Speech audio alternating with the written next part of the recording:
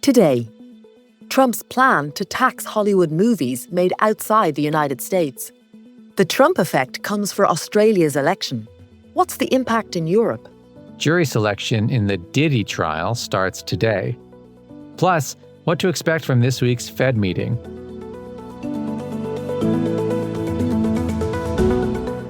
It's Monday, May 5th. This is Reuters World News, bringing you everything you need to know from the front lines in 10 minutes every weekday. I'm Jonah Green in New York. And I'm Carmel Crimmins in Dublin.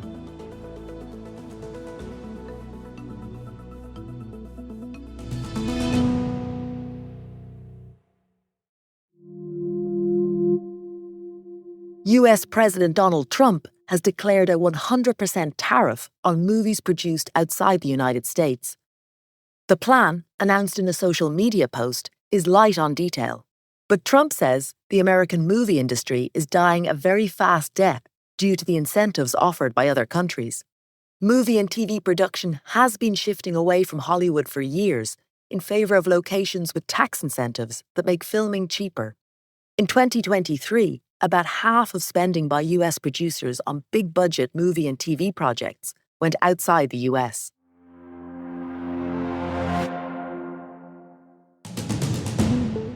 President Trump says he's unsure whether people in the US are entitled to due process rights guaranteed in the US Constitution. Trump's comments in an interview on NBC come as his administration pushes aggressively to deport immigrants who are in the country illegally and other non-citizens. Israeli Prime Minister Benjamin Netanyahu's security cabinet has voted to scale up the offensive against Hamas in Gaza to the point of seizing the entire enclave and holding its territories. That's according to an Israeli official. A report by Israel's public broadcaster Econ said the new plan was gradual and would take months, with forces focusing first on one area of the battered enclave. President Trump says his Deputy Chief of Staff, Stephen Miller, is a frontrunner to replace Mike Waltz as National Security Advisor. I think he sort of indirectly already has that job. You understand? Trump told reporters on Air Force One that he expected to fill the job within about 6 months. Waltz was removed from the role last week, and it's currently being filled by Secretary of State Marco Rubio on an interim basis. An attempted bomb attack on a Lady Gaga concert in Rio de Janeiro has been thwarted by Brazilian police. The free concert drew more than 2 million people to Copacabana Beach.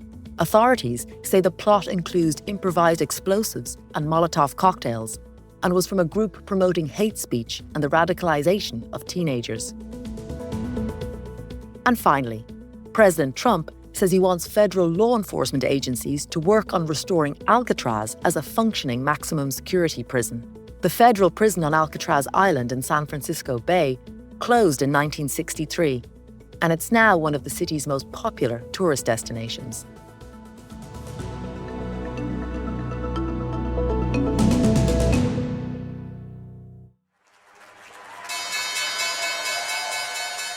Policymakers from the Federal Reserve are set to meet this week amid enormous uncertainty over where the U.S. economy is headed.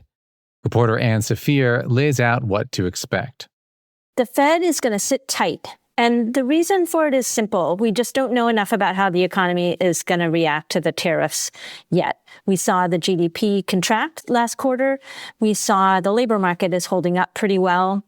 We've seen prices that have been actually still coming down toward the 2% inflation target. But all of this kind of happened in the rearview mirror before the tariffs really started to be announced and then rolled back and then jacked up. And we don't really know what's going to happen. And so the Fed needs to wait and see. I think it's one of those meetings where it looks really chill on the outside. Everyone knows they're not going to cut rates. And when they come out on Wednesday, they're going to say we didn't cut rates. But on the inside, there's going to be a lot of debate going on. What is the impact of the tariffs? What's it going to do to inflation? What's it going to do to the economy? So there's going to be a lot going on around that table where they're discussing that we won't see and we won't really know about for a few months. Australia's Anthony Albanese claimed a historic second term as Prime Minister over the weekend. In this time of global uncertainty, Australians have chosen optimism and determination. It was a dramatic comeback that was fueled by voters' concerns about the influence of U.S. President Donald Trump. Just like we saw in the recent Canadian election, Trump's trade war shifted voter sentiment away from concerns about the cost of living. But in Romania, a hard-right leader has scored a resounding first-round victory in presidential elections, seen as a test of the rise of Trump-style nationalism in Europe. Mark Bendyke is our global managing editor. Mark, a few months ago, Western leaders were being punished for inflation, but we have a few examples now where the story has changed largely because of the U.S. president. Well, certainly in the last two, Jonah, if you look at Canada and Australia, it very clearly changed the conversation, particularly after the blitz of tariffs. I think no more so than Canada. Certainly Trump wasn't talking about making Australia the 51st state. The tariff war was nowhere near as severe as it is with Canada, but it did change the conversation. And there were remarks that were made on the Conservative side, like "Make Australia Great Again," which clearly rankled with the electorate. And the Conservative leader did try and put some distance between himself and Donald Trump, I think. But to be sure, despite Canada and Australia, what we're seeing in Europe is slightly different, of course. How so? So we had local elections in the UK, and we saw the far-right party, or the anti-immigration party, Reform UK, Nigel Farage, do particularly well. And of course, we've got Poland coming up in, I think it's less than 2 weeks. We have a pro-Trump, if you like, politician there who's just last week met the US president in the White House. So we're seeing some sort of mixed signals, but I think the one thread you can draw through it is, although Trump changed the conversation in many places, there is still this anti-incumbency, this anger over cost of living, and particularly among young voters, I think, in many places, at least particularly in the West, the unaffordability of housing, which you see in Australia, you see in Canada, you see in Europe, you see in the UK. So there's a lot more fireworks to come, but certainly the Trump effect was real. But how long-lasting it is and how widespread, I think the jury's out.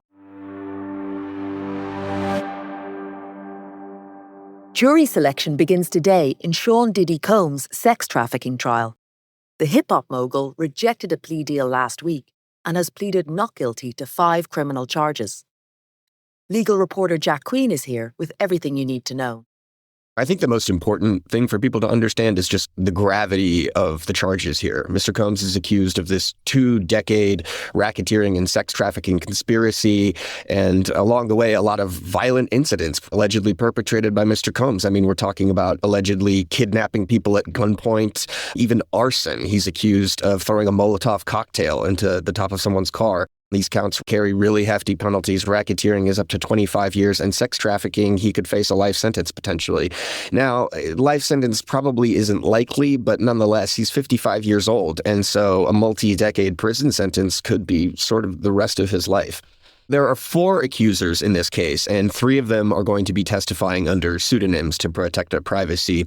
One of them, Mr. Combs' ex-girlfriend, Cassie Ventura, is going to testify under her real name. It's possible that Mr. Combs testifies himself, although defense attorneys usually advise their clients not to do that because it's risky. It exposes them to cross-examination by prosecutors, which can be quite grueling.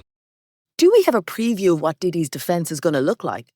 So Mr. Combs' attorneys have signaled that they plan to argue that his accusers had financial incentives to make these claims. And that sort of echoes his defense in these more than 50 civil lawsuits alleging sexual assault that he faces. You know, another thing his defense lawyers have said in court is that this was just his swinger lifestyle and that there's nothing illegal about that. Because, again, this all sort of centers on what prosecutors say were called freak-offs, these rowdy sex parties that Mr. Combs would allegedly host.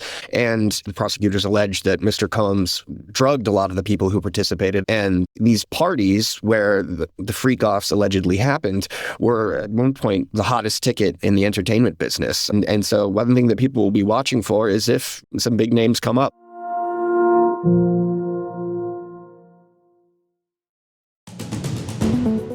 And for today's recommended read, we take you to a former fish market in Barcelona, where archaeologists have dug up a medieval shipwreck. The vessel may have sunk about 500 years ago, and its timbers had been preserved by the damp sand that covered it. There's a link to the story and some great images of the dig in the show notes. For more on any of the stories from today, check out Reuters.com or the Reuters app. Don't forget to follow us on your favorite podcast player. We'll be back tomorrow with our daily headline show.